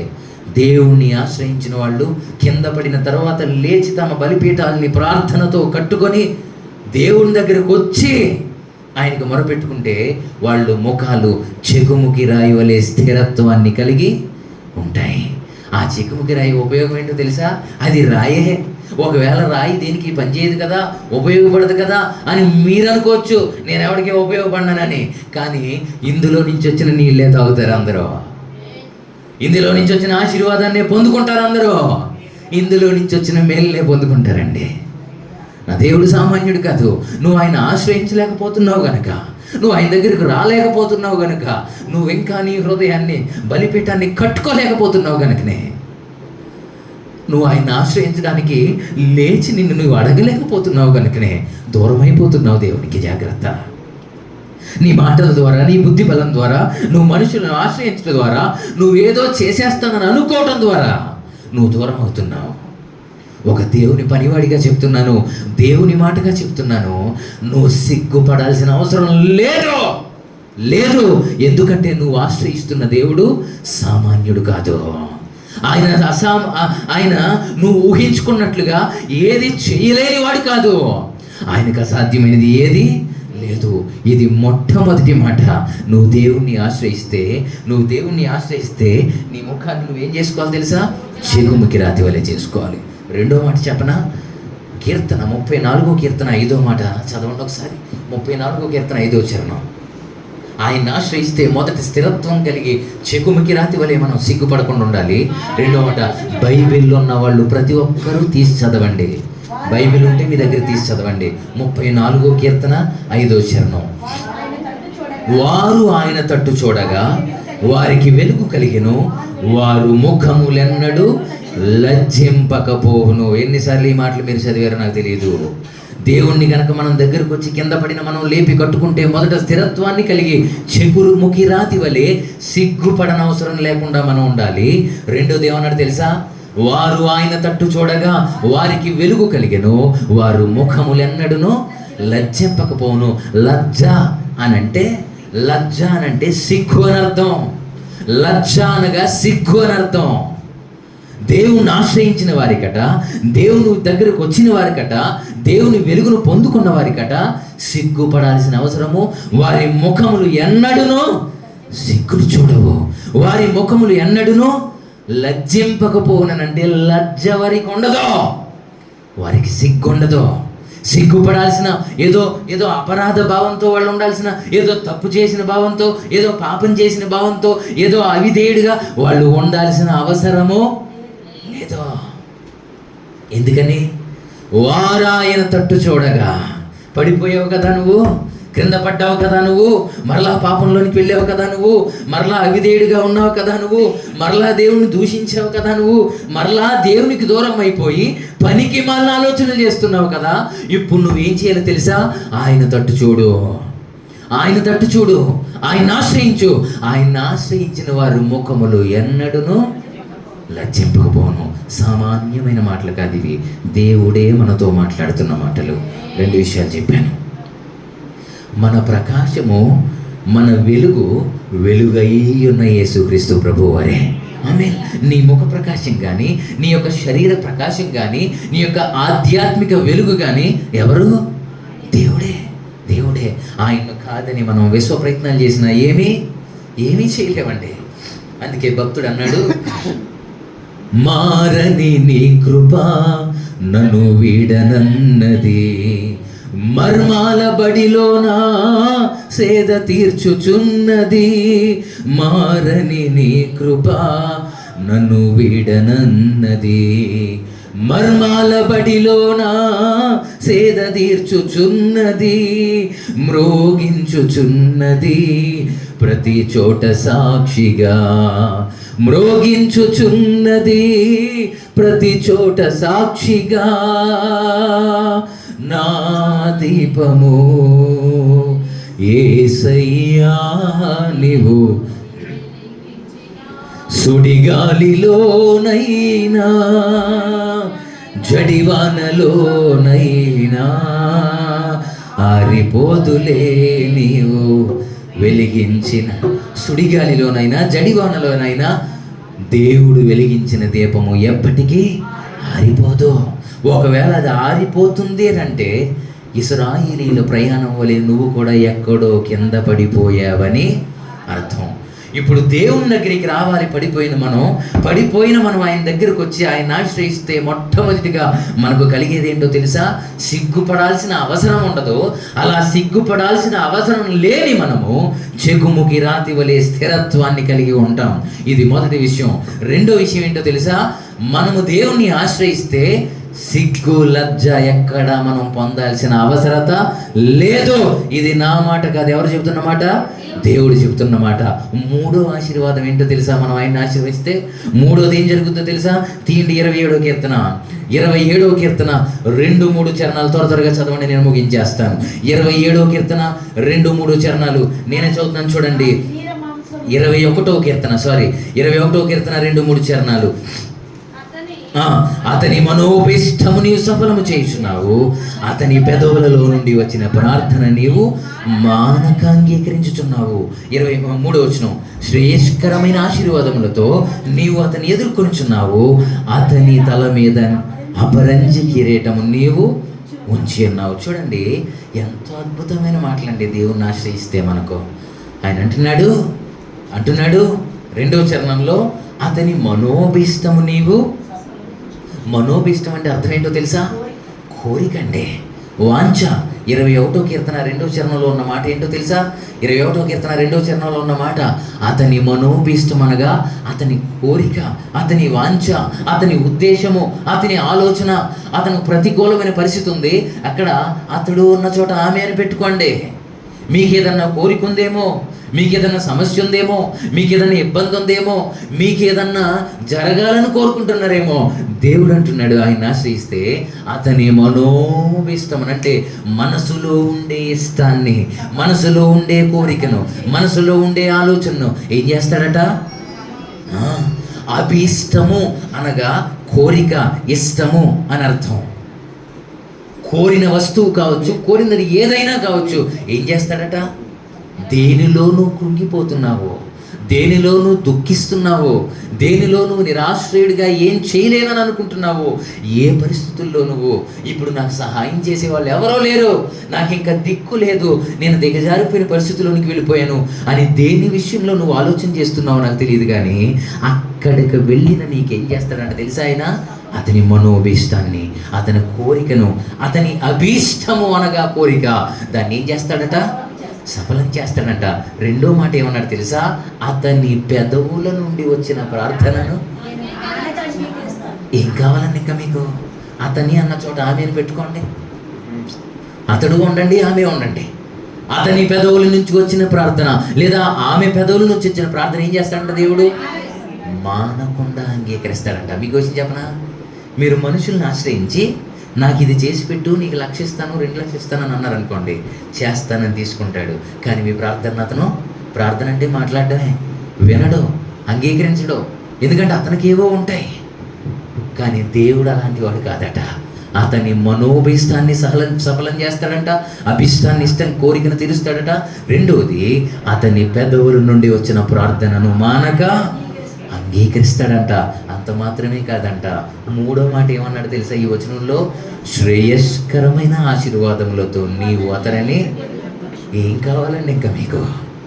దేవుడే శ్రేయస్కరమైన ఆశీర్వాదాలతో నిన్ను ఎదుర్కొంటే నువ్వు పడ్డోడు, నువ్వు ఇప్పుడు ఏం చేయాలి? లేచి నిన్ను నువ్వు కట్టుకోవద్దా? నీ హృదయాన్ని చిక్కుముకి రాతి వలె స్థిరత్వంగా చేసుకోవద్దా? రెండో మాట ఏం చెప్పాను?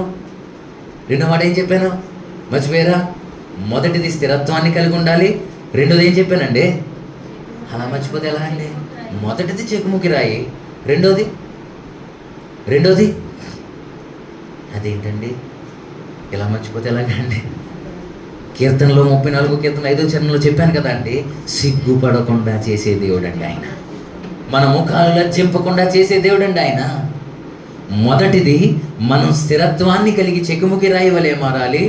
2, మనము లజ్జింపాల్సిన అవసరము ఆయన తట్టు చూస్తాం కదా, అందుకు మనం లజ్జను పొందుకోవాల్సిన అవసరం ఉండదు. 3వది ఏం చేస్తాడట? మనోభీష్టమును సఫలం చేస్తాడంట, ఇష్టాన్ని కోరికను. పెదవుల నుండి వచ్చిన ప్రార్థనను మానకుండా అంగీకరిస్తాడంట. ఇందులోనే 3వ మాట, శ్రేయస్కరమైన ఆశీర్వాదాలతో ఎదుర్కొంటాడంట. ఇందులోనే 4వది ఏమన్నాడు తెలుసా? అతని లేదా ఆమె తల మీద అపరంజి కిరీటాన్ని పెడతాడంటండి. ఇంతగా ఆశీర్వదించాలని అంటే కింద పడిన మనం తిరిగి ఏం చేయాలి? మన హృదయం అనే బలిపీఠాన్ని మరలా మనం కట్టుకోవాలి, ప్రార్థనతో కట్టుకోవాలి. ఈ విధంగా సురక్షితంగా మనం ఉండాలి అని అంటే పడిన మనము లేచి మరలా మనల్ని కట్టుకోవాలి. నోటి ద్వారా కానీ, హృదయం ద్వారా కానీ, మనసు ద్వారా కానీ, తలంపుల ద్వారా కానీ ఎక్కడా మనం పాపం చేయకుండా, అవిధేయులుగా ఉండకుండా క్రీస్తునే చూస్తూ నాకు సహాయం చేసేవాడు ఆయనే, నా ప్రతి పరిస్థితి నుంచి నన్ను విడిపించేవాడు ఆయనే అని గనక మీరు మీ గుండెను, మీ హృదయాన్ని, మీ ఆత్మను చెకుముకి రాతి వలె మీరు చేసుకొనగలిగితే మీరెక్కడ సిగ్గుపడాల్సిన అవసరము లేదు. అంత మాత్రమే కాదు, మీ ప్రతి ఇష్టాన్ని ఆయన ఈ వచనాల ప్రకారంగా ఏం చేస్తాడట? దేవుడే ఈ మాట మాట్లాడుతున్నాడు. ఆమేన్. అలా మీ జీవితంలో జరుగుద్ది. అందుకే యెషయా ప్రవచన గ్రంథంలో నేను మొదటి చదివాను, గుర్తుందో లేదో, 50వ చరణంలో 10వ వచనంలో ఏమన్నాడు తెలుసా? మీలో యెహోవాకు భయపడి ఆయన సేవకుని మాట వినేవాడు ఎవడు అని అన్నాడు. ఇన్ని మాటలు దేవుడు తన సేవకుని ద్వారా మాట్లాడాడు కదా, తన పనివాడి ద్వారా మాట్లాడాడు కదా. ఒకవేళ దేవునికి భయపడి నువ్వు ఆయన మాట వింటావా? వినేవాడు ఎవడు అని అన్నాడు.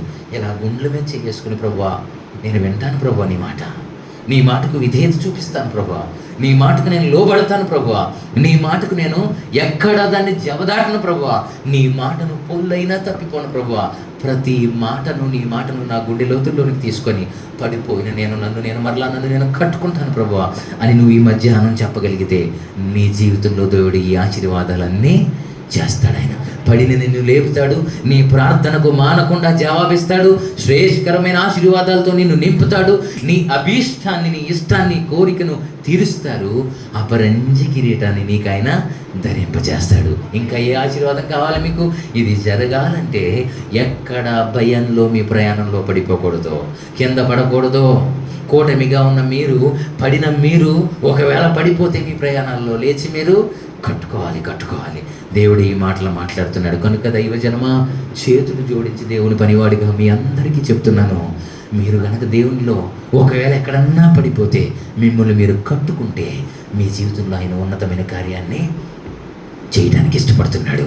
అటువంటి ధన్య జీవితాన్ని దేవుడే మనకు అనుగ్రహింపచేసి మన ప్రతి పరిస్థితుల్లో, మన భయంలో, మన ప్రతికూలమైన పరిస్థితుల్లో మనం సిగ్గుపడకుండా, లజ్జింపకుండా, చిగురుముఖి రాతి వలె స్థిరత్వంగా ఉండే కృపను, మన ఇష్టాన్ని నెరవేర్చే కృపను, మన ప్రతి ప్రార్థనకు ఆయన జవాబిచ్చే కృపను సంపూర్ణంగా అనుగ్రహింపచేసి నిత్యత్వములో మనకుండే ఆ పరంజి కిరీటాన్ని ఇదిగో ఈ మాటలు వింటున్న మనందరికీ ఆయన దయచేయునుగాక.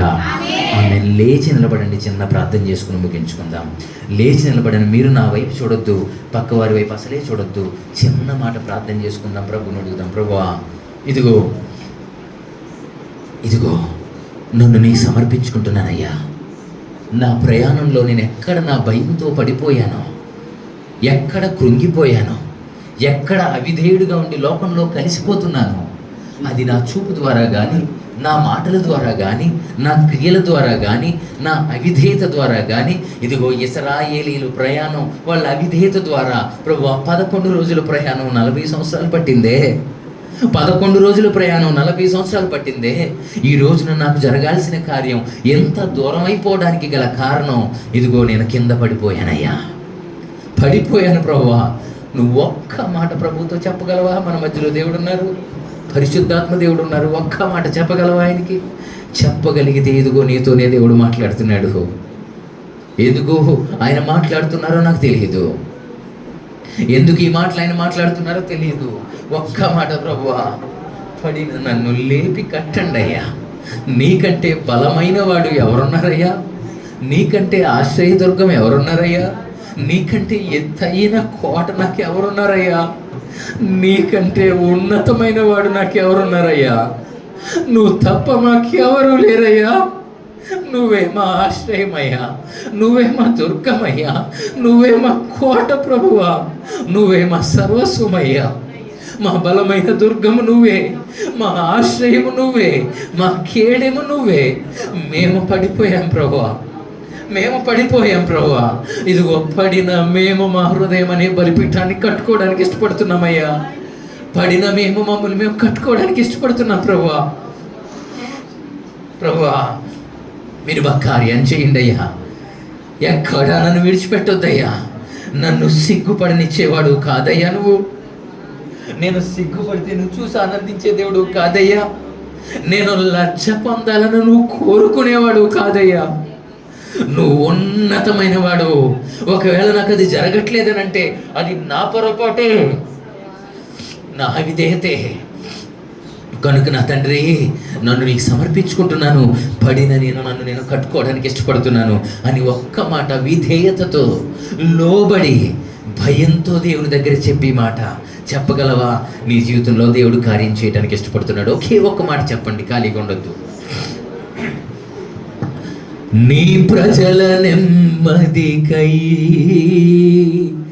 రాజాజ్ఞ మార్చింది నీవేనని, అహమును అనచి అధికారులను అధముల చేసిన నీకు, నీ ప్రజల నెమ్మదికై రాజాజ్ఞ మార్చింది నీవేనని, అహమును అనచి అధికారులను అధముల చేసిన నీకు. చెప్తారా? అసాధ్యమైనది ఏమున్నది, అసాధ్యమైనది ఏమున్నది, అసాధ్యమైనది ఏము.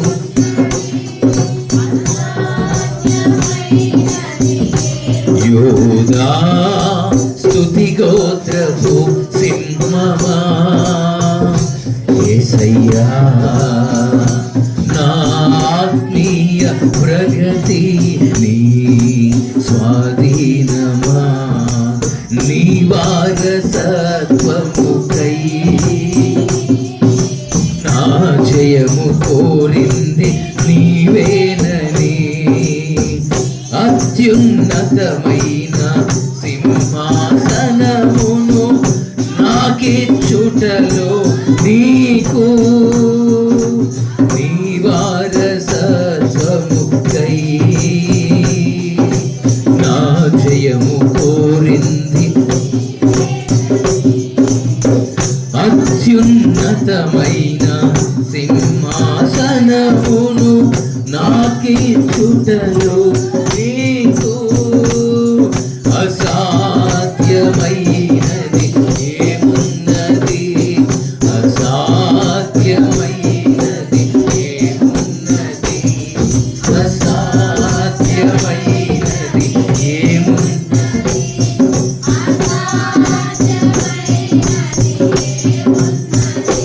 యోధా స్తుతి గోత్రపు యేసయ్యా ప్రగతిని అందుకు చేద్దాం నీవే కదా నా ఆరాధన నీవే కదా నా ఆరాధన ఆరాధన స్తుతి ఆరాధన ఆరాధన స్తుతి నిండు మనసు ప్రభువా నా జయాన్ని కోరుకున్నది నువ్వయ్యా నా విజయాన్ని కోరుకున్నవాడివయ్యా నేను సిగ్గుపడడం నీకు ఇష్టం లేదయ్యా నేను అవమానపరచబడడం నీకు ఇష్టం లేదయ్యా ప్రభువా ఒక మాట చెప్పండి నోరు తెరిచి ప్రభువా నేను అవమానపరచడం నీకు ఇష్టం లేదయ్యా నేను సిగ్గుపడపరచబడటం నీకు ఇష్టం లేదు ప్రభువా ఇదిగో నన్ను చెగుముకి రాయిగా చేయడానికి నువ్వు ఇష్టపడుతున్నావు నా ముఖము మీద సిగ్గు లేకుండా చేయాలని ఇష్టపడుతున్నావు నా ప్రార్థనను వినడానికి ఇష్టపడుతున్నావు శ్రేయస్కరమైన ఆశీర్వాదాలతో నన్ను నింపడానికి ఇష్టపడుతున్నావయ్యా అంత మాత్రమే కాదయ్యా అపరంజి కిరీటాన్ని పెట్టడానికి ఇష్టపడుతున్నావయ్యా నువ్వు నాకు కావాలయ్యా అని ఎవరైతే ప్రభువా నేను పడిపోయానో కట్టుకోవడానికి ఇష్టపడుతున్నాను ఈ ఆశీర్వాదాలు నాకు కావాలి అని తీర్మానం చేసుకున్నవారు మాత్రమే మీ కుడి హస్తాన్ని చాపి చూపండి మీకోసం నేను ప్రార్థన చేస్తాను మీ కుడి హస్తాన్ని చాపి చూపండి మీకోసం నేను ప్రార్థన చేస్తాను నీకు ఆశీర్వాదం వద్దా నీకు దేవుడు వద్దా పడిన నిన్ను నీవు కట్టుకోవడానికి ఇష్టపడట్లేదా పడిన నిన్ను నీవు కట్టుకోవడానికి ఇష్టపడితే నీ కుడి హస్తాన్ని చాపి చూపి దేవుడున్నాడన్న భయభక్తులు కలిగి ఒకే ఒక్క ప్రార్థన చేద్దాం ఆయన మన ప్రార్థనను అంగీకరించడానికి ఇష్టపడుతున్నాడు అంగీకరించిన ఆయనే మన జీవితంలో కార్యం చేయడానికి ఇష్టపడుతున్నాడు కనుక ఇష్టపడిన వారు క్రీస్తులో కట్టుకోవడానికి ఇష్టపడిన వారు మీ కుడి హస్తాన్ని చాపి చూపి ప్రార్థన చేసుకుందాం thank you brothers thank you sisters ప్రేమ కలిగిన మా మహాపరిశుద్ధ పరమ తండ్రి శ్రేష్టమైన మీ కృప కలిగిన పాదాలకు నిండు మనసుతో కృతజ్ఞతలు చెల్లిస్తూ వస్తున్నాం ప్రభువా నువ్వు ఎంత ప్రేమమేడు ప్రభువా మా ప్రార్థనను మా కన్నీటిని దాటిపోయేవాడు కాదయ్యా అందు నిమిత్తమే మా కొరకు నువ్వు మాట్లాడేవయ్యా దిగొచ్చి మా ప్రయాణంలో మాకున్న భయంతో మా విధేయతతో కూటమిగా ఉన్నాం కానీ ప్రార్థన చేస్తున్నాం కానీ మరలా పడిపోయామయ్యా పడిన మేము మమ్ములను మరలా కట్టుకోవడానికి ఇష్టపడుతున్నామయ్యా నువ్వు కట్టేవాడు అయ్యా మా గాయాన్ని కట్టేవాడు అయ్యా మా హృదయపు గాయాన్ని కట్టేవాడు అయ్యా మా సిగ్గును తొలగించేవాడు అయ్యా మా అవిధేయతను తొలగించేవాడు అయ్యా మా పాపపు నీచపు స్థితిని నీ రక్తంతో కడిగేవాడు అయ్యా నువ్వు మాకు కావాలి అని ఎందరైతే తమ కుడి హస్తాలు చాపి చూపి ప్రార్థన చేస్తున్నారో ఆ ప్రతి ప్రార్థనకు యేసు నామంలో జవాబు దొరుకునుగాక నీలో చిక్కుముకి రాతి వలె స్థిరులుగా వారుందురుగాక వారిలో ఉన్న స్థిరమైన మనసు పోవునుగాక వారి మనోభిష్టము సఫలము చేయబరచబడునుగాక వారి ప్రతి ప్రార్థన తండ్రి మీరు వినుదురుగాక విన్న మీరు శ్రేయస్కరమైన ఆశీర్వాదాలతో వారిని ఎదుర్కొందురుగాక అపరంజి కిరీటము చేతులు చాపి చూపుతున్న ప్రతి ఒక్కరూ పొందుకొందురుగాక ఇంకా నీకు దూరమై ఎవరైతే తండ్రి అవిధేయులుగా ఉంటున్నారో వారికి ఒక్క అవకాశం మీరేవ్వండి అయ్యా నీ పనివాడిగా అడుగుతున్నాను వారి జీవితంలో మీరు కార్యం జరిగించండి ఇంతవరకు మాతో ముచ్చటించిన దేవా దిగి వచ్చి మాతో మాట్లాడిన దేవా ఈ పునరుద్ధాన ఆశీర్వాదములతో మమ్మల్ని నింపి పంపించమని, మరెన్నడూ లోకం వైపు చూచి పడిపోయిన మేము అలా ఉండిపోక నిలబడి స్థిరులముగా ఉండి మమ్మల్ని మేము కట్టుకొని, నన్ను చూపించినప్పుడు సవాలుగా నిన్ను కనబడినట్లుగా మమ్మల్ని మేము చూపించే కృపను పొందుకొని గొప్ప భాగ్యాన్ని మాకు అనుగ్రహింపచేయమని, ఈ దీవెనలన్నీ మాకు అనుగ్రహింపచేయమని యేసుక్రీస్తు ప్రభువారి ప్రశస్తమైన ఉన్నతమైన బలమైన ఘనమైన నామంలో ఈ ప్రార్థన మనవులన్నీ మీ పాద సన్నిధిలో అడిగి జవాబు పొంది ఉన్నాము మా ప్రియ పరలోకపు తండ్రి. ఆమేన్. Thank you. Praise the Lord. కుటుంబ పక్షాన, సంఘ పక్షాన హృదయపూర్వకమైన కృతజ్ఞతాస్తుతులు చెల్లిస్తున్నాము. మనందరం లేచి నిలబడి దేవుని కానుకని సమర్పించుకుందామండి. చక్కటి వర్తమానం వింటూ వచ్చాము. మరి వారం మనం బలపడుతూ